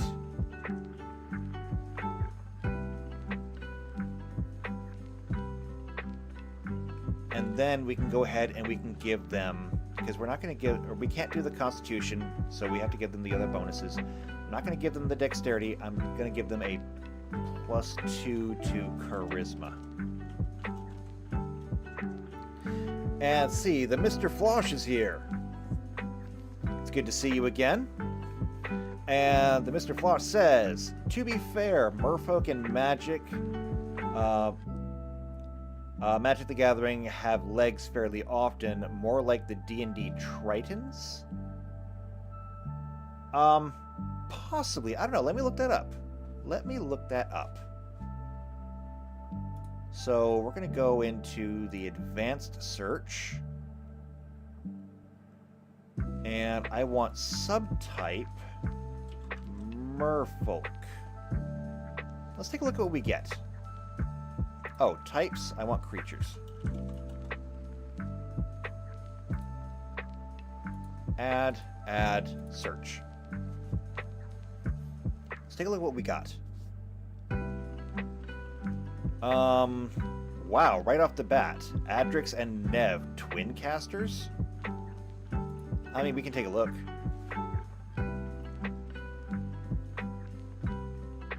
It says merfolk wizards. Kind of hard to tell by the picture, but it does kind of look like they got legs. Alandra the Sky Dreamer.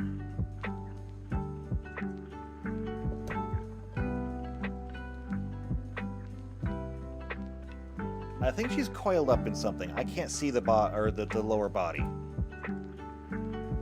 What else? Ambassador Laquatus? I can't tell. I can make it bigger. No, he is absolutely half fish. He's half fish. Let's see. Arumi of the Dead Tide.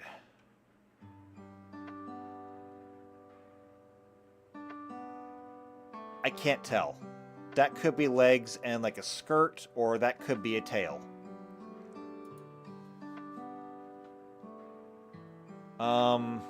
The Augur of Bolus. That's a merfolk wizard. Those kinda look like legs. I'm going to go ahead and say legs. Benthic Biomancer? I can't tell. I just can't tell with that one.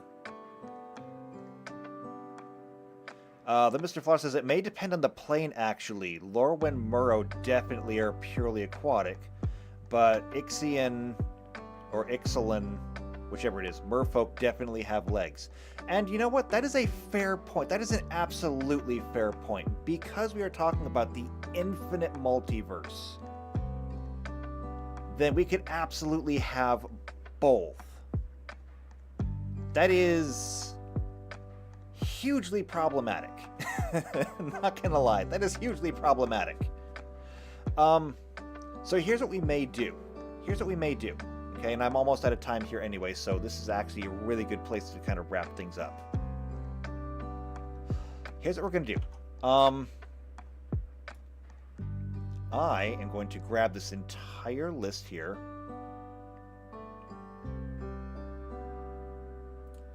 And I'm going to drag it down.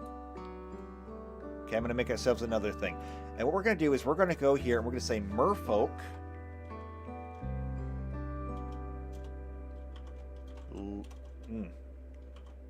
Legs. And merfolk.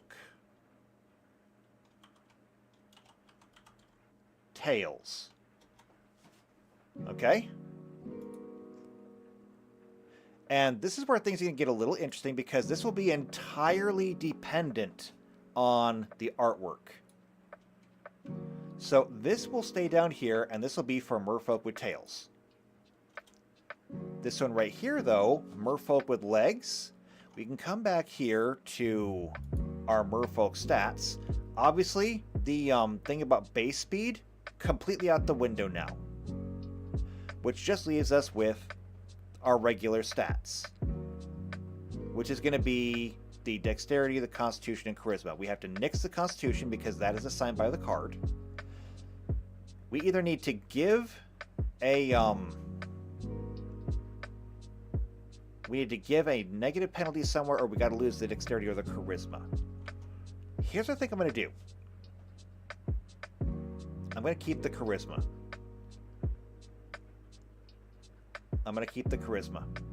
We're going to do a +2 dexterity because, sure. +2 charisma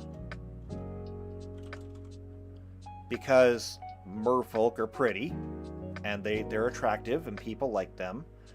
Because of that, I'm going to give them a -2 to intelligence. Why? Because I have to assign a penalty somewhere. It's the only place I can really think that it fits. I don't see a reason to penalize their wisdom. After all, they are literally the creature of two worlds. They have to have some kind of wisdom to get along in both of them. And so, I think that'll do for there. And I think that's good. I think that will work. Okay, so, we didn't make nearly as much progress as I thought that we would today, but that's okay. We had to spend about an hour or so just transferring everything over to the new build. But I do think that we got something better going on here. So, with our new rules in place, we've already got all of our animals done. That's a huge time saver right there. Not that we were spending a lot of time on animals to begin with, but the point is, they're done. That's all that matters. As far as the humanoid races go, we're still working our way through them. The humanoid races and even the ones without their own subtype, these are all going to have to abide by the rules. Once we get down here into the humanoid races in appearance only, or the sapient ones that are not humanoid, this is where we can start bending or just straight up breaking the rules. And that's going to be really interesting. The classes over here, I think, are going to also abide by the same rules as the humanoids, which means that we may come through, we got to adjust some of these. Like, the advisor of the ally with being a +2 bonus, that's fine. The archer gets a +4 dexterity, but no penalty. That's a little unbalanced. And so that is something that I'm going to need to have to fix. It's going to need to have a penalty somewhere. I just don't know where that's going to be yet. But we'll figure out something. I mean, maybe I'll give them a penalty to will because as they're, tunnel vision, okay? A penalty to wisdom because of tunnel vision. They're busy looking 100 feet down the road. They're not looking left and right. So we'll work on that. Like I said, there's a lot of things over here that we're going to need to revisit, and we will. But for right now, we're going to go ahead, we're going to take a break. When we get back next time, we can do that. So I'll do a little bit of formatting on this. I'll make it look a little bit nicer. And otherwise, it's going to be good. It's going to be good. I like it. I'm happy with it so far. So, we'll take a break. We come back next time. We do that. If you want to be here for that, then make sure you subscribe to the channel. Hit the bell icon. That way you get notified when these videos come out. They're the same time every week, but, you know, hit the bell icon anyway. And subscribe, because I like watching my numbers go up. YouTube is a dying platform anyway. It's not like it matters. It just makes me feel better. If you know somebody else who's also into either Pathfinder or Magic the Gathering, or both of them, then share this with them, because once this gets done, they'll probably want to play, and I'm always looking for more players. I'm looking for more players right now, in fact, for the Star Trek game. We'll get to that in a second. If you like what I'm doing here, you like this, you like me, leave a like on the video. I love watching the little like number tick up, so just press the button. It makes me happy. If you want to leave a comment down below, you can do that. However, if you want to leave a comment, I highly advise that you go ahead and just join our Discord. I have one. There's people on it. We don't talk a ton, but there's people there and you can have fun with them. So go ahead and do that, especially though if you want to play with us. If you want to play either this module or any of the other modules, join the Discord, go to the Behind the Screen channel. And once you're there, just let me know what game do you want to play and what your availability is. And as soon as I can get enough people together with the same availability, we will make a game and start it. And it'll be fun. I mean, I've got people that are in the chat well, not in the chat right now, but I've got people in the Discord that are already playing the game. You can ask them how fun it is. I'm a pretty good DM. But for right now, I'm going to go ahead. I'm going to take a break. I'll let all you people go too. Thank you all for coming. It was good seeing everybody. And I look forward to seeing you again next week. So until then, take care.